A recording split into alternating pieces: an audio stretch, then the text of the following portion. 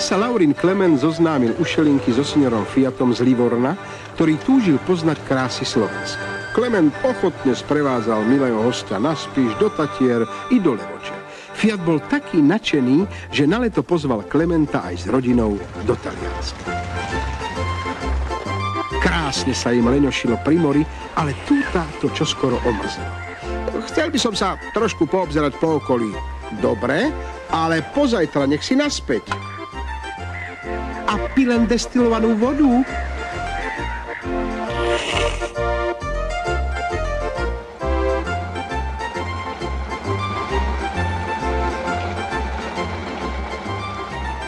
Práve keď sa chcel Tút pozrieť do mapy, započul tenký klaxón, ktorý trúbil z posledných síl. Bol to moped, volal sa Piccolo. Mám celkom prázdnu prednú pneumatiku, stojím tu už takto celú noc. Tút vymenil Piccolovi ventíl a poriadne napumpoval pneumatiku. Grazie, tante. A kam ideš? Kam ma kolesá povezú. Bol si už niekedy v Pize? Nie. No to musíš vidieť. Je to bellissimo, grandioso, molto unicato. Ja ťa tam zavediem. Arrivederci. Ciao, bambino. Zatrúbil Tút a zapadol do prúdu turistov. Všetci mierili tam, kde stála vysoká väža. Tútovi skoro vypadli žiarovky z parabol. Vo valcoch sa mu zasekol dých. Tá väža padala. Pozor! Vykríkol a zavrel oči. Čakal, že sa ozve rachot, ale nič. Nič také sa nestalo. Musím to rýchlo niekomu oznámiť, než bude neskoro.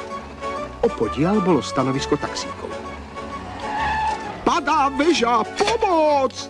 Ale taxíky sa len rozosmiali. Len pokoj, mladý. Tá už padá 600 rokov. Ale nič s ňou nerobíte? No a čo by sme mali robiť? Rozhodne nestáť so založenými kolesami. Ten mladík má pravdu, ozval sa Tonino. Zvolám odborovú schôdzu.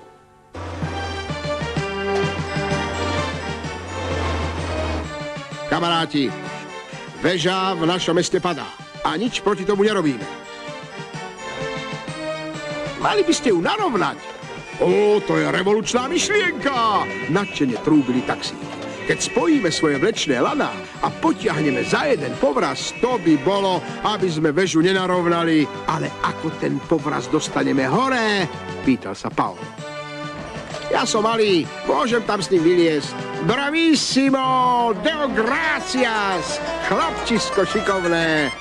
Tonino chytil povraz, za ňo sa postavil Paolo a za ňo všetci ostatní a ťahali a ťahali.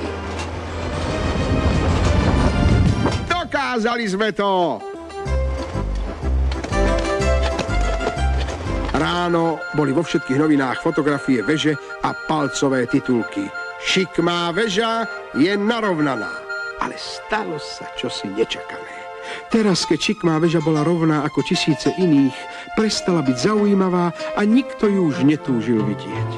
Taxíky nečine vyčkávali a Tonino, ktorý za celý deň nemal ani jediného zákazníka, sa nahneval a večer zvolal odborovú schôdzu. Kamaráti, stalo sa niečo, čo sa nikdy stať nemalo. Hrozí nám nezamestnanosť. A kto za to môže? Hromžil Tonino. Ten malý červený turista. Hamba mu! Skandovali taxíky a hneď sa im prehrievali motory, lebo to boli horkokrvní Taliani. Okamžite sa rozbehli na všetky strany a Túta chytili. Tút práve kupoval suveníry, keď ho obstúpili dve autá. Pôjdeš s nami, amíko. Zničil si nás. Tak teraz my zničíme teba. Nepokúšaj sa o útek. Obsadili sme všetky výpadovky. Tút videl, že je zle.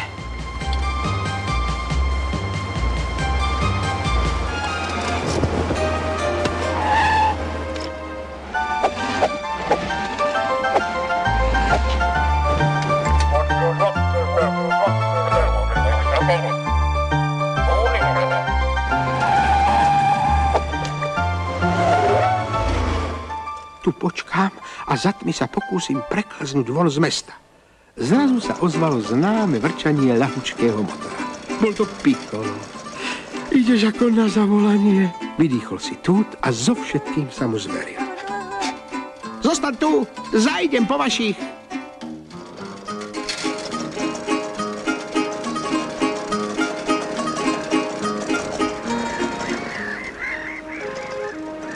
To je tá najlepšia historka, akú som kedy počul. Smial sa signor Fiat. Myslíte, že mu nič nehrozí? Prirodzene, že áno. Taxíky nepoznajú brata. Za mnou! Subito presto!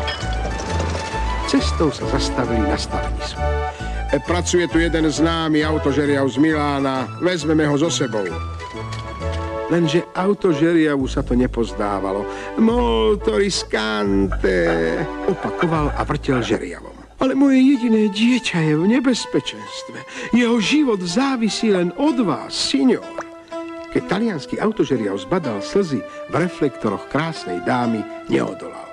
Upokojte sa, signora Verissima. Veď už idem. Na miesto dorazili uprostred noci. Piccolo skočil pre túta a ten vyšiel ešte raz hore, aby pripevnil reťaz. Pozor! Ťahám! Zhúkol žeriav. Trochu doľava, navigoval Klement. A teraz rovno na mňa! Ešte! Dosť, tak stačí. Aby sme to neprepískli, rozhodol signor Fiat. Grazie tante!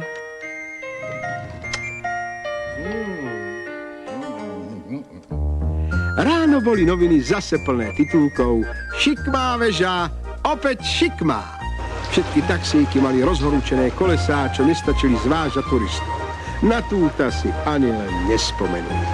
Keď o všetkom porozprávam priateľom, ani jeden reflektor nezostane suchý.